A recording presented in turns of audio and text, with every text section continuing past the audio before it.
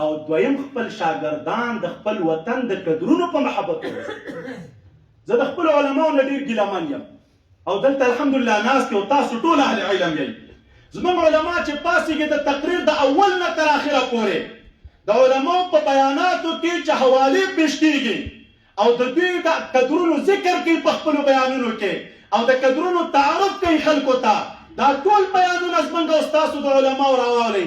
یا به د شرق د علماو صفت راته کوي، یا به د غرب د علماو صفت راته کوي، یا به د شمال د علماو صفت راته کوي، یا د جنوب د علماو.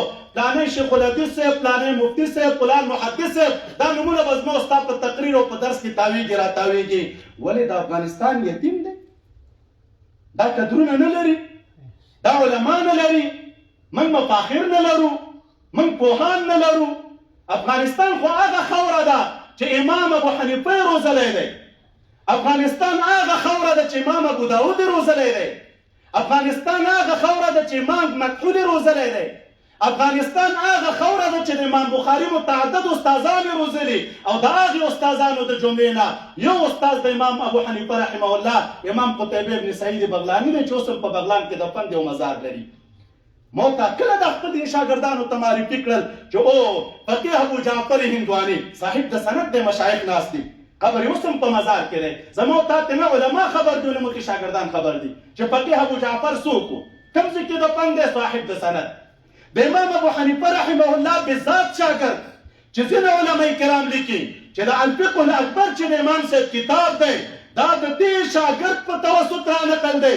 امام ابو مطیع البلخي قبر په بلخ کې دی، زما استاد امام بالذات شاګرد دی. د یو قول مطابق د فقه اکبر نقل د امام صاحب نه ده کړی دی.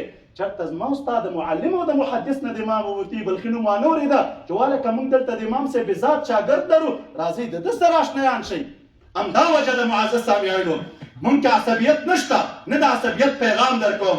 زه خپلو دوستانو ته وایم د محبت چلم د خلکو نه زده کوئ، د تعامل چلم د خلکو نه زده کوئ. د خلکو ته وګورئ چې سره کوم تعامل تاسو سره کوي تاسو یې ورسره وکئ. د خلکو سره وګورئ چې سره کوم محبت تاسو سره کوي تاسو ورسره خپل محبت وکئ. خو په موږ تاسو حق خپل هیواد لري، په موږ او تاسو حق خپل علما لري، په موږ او تاسو حق خپل قدرونه لري. د افغانستان مفاخر مطالعه کوي، د افغانستان محدثین مطالعه کوي، بیا خلکو ته وښایي او وړاندې کوي